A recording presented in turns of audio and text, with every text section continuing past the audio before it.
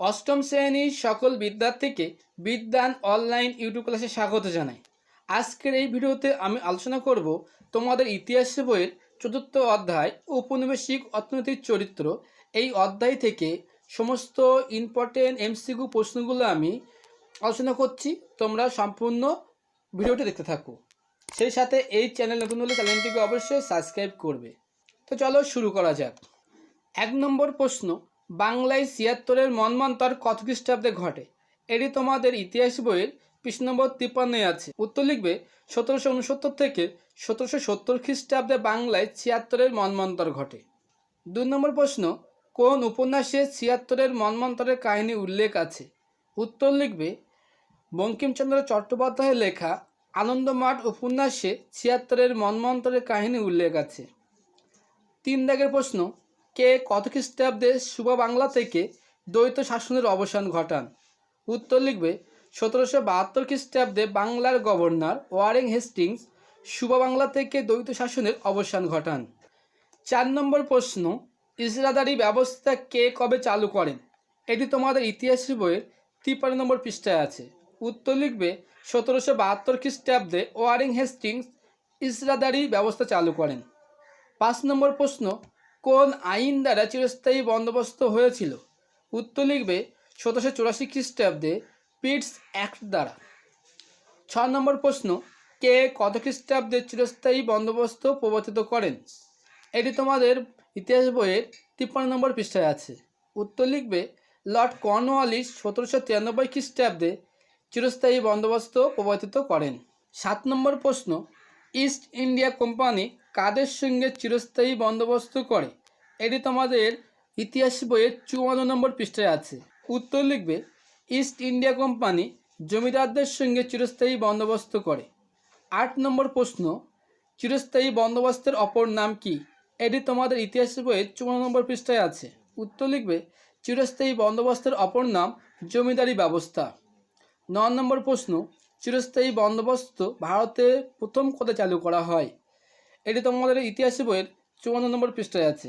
উত্তর লিখবে সুবা বাংলা অর্থাৎ বাংলা, বিহার, উড়িষ্যায় চিরস্থায়ী বন্দোবস্ত চালু হয়। 10 নম্বর প্রশ্ন, আব ওয়াব কি? উত্তর লিখবে আব ওয়াব হলো উপনিবেশিক শাসনাধীন ভারতবর্ষে প্রচলিত এক ধরনের বেআইনি কর। এই বানানটা ঠিক করে নেবে।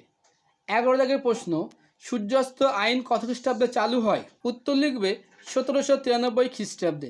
12 নম্বর প্রশ্ন, সূর্যাস্ত আইন কোন বন্দোবস্তের সঙ্গে সম্পর্কিত?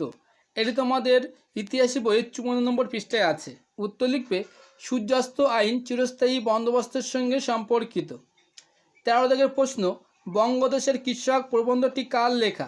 এটি তোমাদের ইতিহাস বইয়ের ৫৫ নম্বর পৃষ্ঠায় আছে। উত্তর লিখবে বঙ্গদেশের কৃষক প্রবন্ধটি বঙ্কিমচন্দ্র চট্টোপাধ্যায়ের লেখা। 14 দাগের প্রশ্ন, রায়ত কাদের বলা হতো? এটি তোমাদের ইতিহাস বইয়ের ৫৬ নম্বর পৃষ্ঠায় আছে। উত্তর লিখবে কৃষকদের রায়ত বলা হতো। 15 দাগের প্রশ্ন, মহল কথাটির অর্থ কী? এটি তোমাদের ইতিহাস বইয়ের ৫৬ নম্বর পৃষ্ঠায় আছে। উত্তর লিখবে মহল কথাটির অর্থ কয়েকটি গ্রামের সমষ্টি। 16 দাগের প্রশ্ন, মহলারি বন্দোবস্ত কোথায় চালু হয়েছিল? এটি তোমাদের ইতিহাস বইয়ের ৫৬ নম্বর পৃষ্ঠায় আছে। উত্তর লিখবে উত্তর ও উত্তর পশ্চিম ভারতে মহলারি বন্দোবস্ত চালু হয়েছিল। 17 দাগের প্রশ্ন, পল্লী গ্রামস্থ প্রজাদের দুরবস্থা প্রবন্ধটি কার রচনা? এটি তোমাদের ইতিহাস বইয়ের ৫৭ নম্বর পৃষ্ঠায় আছে। উত্তর লিখবে পল্লী গ্রামস্থ প্রজাদের দুরবস্থা প্রবন্ধটি অক্ষয় কুমার দত্তের রচনা। 18 দাগের প্রশ্ন, দাদন কথার অর্থ কী? এটি তোমাদের ইতিহাস বইয়ের ৫৯ নম্বর পৃষ্ঠায় আছে। উত্তর লিখবে দাদন কথার অর্থ হলো অগ্রিম অর্থ প্রদান। 19 দাগের প্রশ্ন, দাদন কোন চাষের সঙ্গে যুক্ত ছিল? এটি তোমাদের ইতিহাস বইয়ের ৫৯ নম্বর পৃষ্ঠায় আছে। উত্তর লিখবে দাদন নীল চাষের সঙ্গে সংযুক্ত। 20 নম্বর প্রশ্ন, নীল বিদ্রোহ কখন হয়? এটি তোমাদের ইতিহাস বইয়ের 60 নম্বর পৃষ্ঠায় আছে। উত্তর লিখবে ১৮৫৯ থেকে ১৮৬০ খ্রিস্টাব্দে নীল বিদ্রোহ হয়। 21 নম্বর প্রশ্ন, নীল বিদ্রোহের একজন নেতার নাম করো। উত্তর লিখবে নীল বিদ্রোহের একজন নেতা হলো বিষ্ণুচরণ বিশ্বাস। 22 নম্বর প্রশ্ন, বাংলার ওয়াট টাইলার কাদের বলা হয়? উত্তর লিখবে বিশ্বচরণ বিশ্বাস ও দিগম্বর বিশ্বাসকে বাংলার ওয়ার্ড টাইলার বলা হয়। 23 নম্বর প্রশ্ন, নীল বিদ্রোহের সময় ভারতের বড়লাট কে ছিলেন? উত্তর লিখবে নীল বিদ্রোহের সময় ভারতের বড়লাট ছিলেন লর্ড ক্যানিং। 24 নম্বর প্রশ্ন, ব্রিটিশ ভারতে একটি বাগিচা ফসলের নাম করো। এটি তোমাদের ইতিহাসে বইয়ের 60 নম্বর পৃষ্ঠায় আছে। উত্তর লিখবে ব্রিটিশ ভারতে একটি বাগিচা ফসল হলো চা। 25 নম্বর প্রশ্ন, শাহুকার কারা? এটি তোমাদের ইতিহাসে বইয়ের 61 নম্বর পৃষ্ঠায় আছে। উত্তর লিখবে দাক্ষিণাত্যের মহাজনদের শাহুকার বলা হয়। 26 নম্বর প্রশ্ন, দাক্ষিণাত্য হাঙ্গামা কত খ্রিস্টাব্দে হয়েছিল? এটি তোমাদের ইতিহাসে বইয়ের 61 নম্বর পৃষ্ঠায় আছে। উত্তর লিখবে 1875 খ্রিস্টাব্দে দাক্ষিণাত্য হাঙ্গামা হয়েছিল। 27 নম্বর প্রশ্ন, দাক্ষিণাত্য হাঙ্গামার সঙ্গে কিসের যোগাযোগ ছিল? এটি তোমাদের ইতিহাসে বইয়ের 61 নম্বর পৃষ্ঠায় আছে। উত্তর লিখবে দাক্ষিণাত্য হাঙ্গামার সঙ্গে তুলো চাষের যোগাযোগ ছিল। 28 নম্বর প্রশ্ন, প্রজাস্বত্ব আইন কবে পাস হয়? এটি তোমাদের ইতিহাসে বইয়ের 62 নম্বর পৃষ্ঠায় আছে। উত্তর লিখবে 1885 খ্রিস্টাব্দে প্রজাস্বত্ব আইন পাস হয়।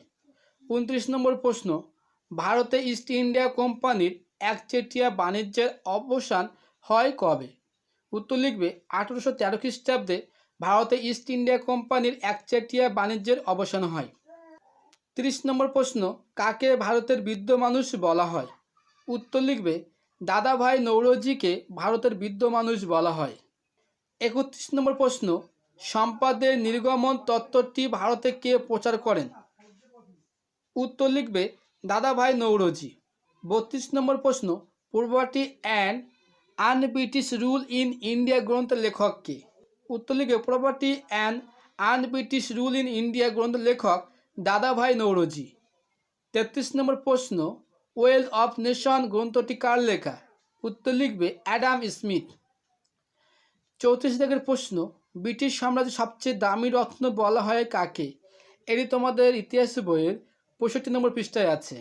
উত্তর লিখবে ব্রিটিশ সাম্রাজ্যের সবচেয়ে দামি রত্ন বলা হয় ভারতকে। 33 নম্বর প্রশ্ন, প্রথম পাটের কারখানা কবে চালু হয়? এটি তোমাদের ইতিহাস বইয়ের 65 নম্বর পৃষ্ঠায় আছে। উত্তর লিখবে 1855 খ্রিস্টাব্দে প্রথম পাটের কারখানা চালু হয়। 36 নম্বর প্রশ্ন, প্রথম পাটের কারখানা কোথায় চালু হয়? এটি তোমাদের ইতিহাসে বইয়ের 65 নম্বর পৃষ্ঠায় আছে। উত্তর লিখবে প্রথম পাটের কারখানা চালু হয় পশ্চিমবঙ্গের হুগলির রিসোরায়। 37 নম্বর প্রশ্ন, কবে কোথায় প্রথম সুতির বস্ত্র তৈরি কারখানা চালু হয়? এটি তোমাদের ইতিহাসে বইয়ের 65 নম্বর পৃষ্ঠায় আছে। উত্তর লিখবে 1853 খ্রিস্টাব্দে মুম্বাইয়ের প্রথম সুতির বস্ত্র তৈরি কারখানা চালু হয়। 38 নম্বর প্রশ্ন, ভারতের রেলপথ নির্মাণের প্রকল্প কবে শুরু হয়? এটি তোমাদের ইতিহাসে বইয়ের 65 নম্বর পৃষ্ঠায় আছে। উত্তর লিখবে 1853 খ্রিস্টাব্দে ভারতের রেলপথ নির্মাণের প্রকল্প শুরু হয়। 39 নম্বর প্রশ্ন, কার আমলে ভারতের রেলপথ নির্মাণ শুরু হয়? এটি তোমাদের ইতিহাসে বইয়ের 65 নম্বর পৃষ্ঠায় আছে। উত্তর লিখবে লর্ড ডালহৌসির আমলে ভারতের রেলপথ নির্মাণ শুরু হয়। 40 নম্বর প্রশ্ন, ভারতীয় রেলপথের জনক কাকে বলা হয়? এটি তোমাদের ইতিহাস বইয়ের 65 নম্বর পৃষ্ঠায় আছে উত্তরটি। উত্তর লিখবা লর্ড ডালহৌসিকে ভারতীয় রেলপথের জনক বলা হয়। 41 নম্বর প্রশ্ন, কবে ভারতীয় রেল বোর্ড গঠিত হয়? উত্তর লিখবে 1905 খ্রিস্টাব্দে ভারতীয় রেল বোর্ড গঠিত হয়। 42 নম্বর প্রশ্ন, কবে ভারতীয় রেলকে জাতীয়করণ করা হয়? উত্তর লিখবে 1951 খ্রিস্টাব্দে ভারতীয় রেলকে জাতীয়করণ করা হয়। 43 নম্বর প্রশ্ন, পূর্ব ভারতে রেলপথ কবে চালু হয়েছিল? উত্তর লিখবে 1854 খ্রিস্টাব্দে। 40 দাগের প্রশ্ন, একওয়াত কমিটি কোন শিল্পের সঙ্গে সম্পর্কযুক্ত ছিল? উত্তর লিখবে একওয়াত কমিটি রেল শিল্পের সঙ্গে সম্পর্কযুক্ত ছিল। 45 দাগের প্রশ্ন, ভারতে কবে টেলিগ্রাফ ব্যবস্থা চালু হয়? এটি তোমাদের ইতিহাস বইয়ে 70 নম্বর পৃষ্ঠায় আছে। উত্তর লিখবে ভারতে 1851 খ্রিস্টাব্দে টেলিগ্রাফ ব্যবস্থা চালু হয়।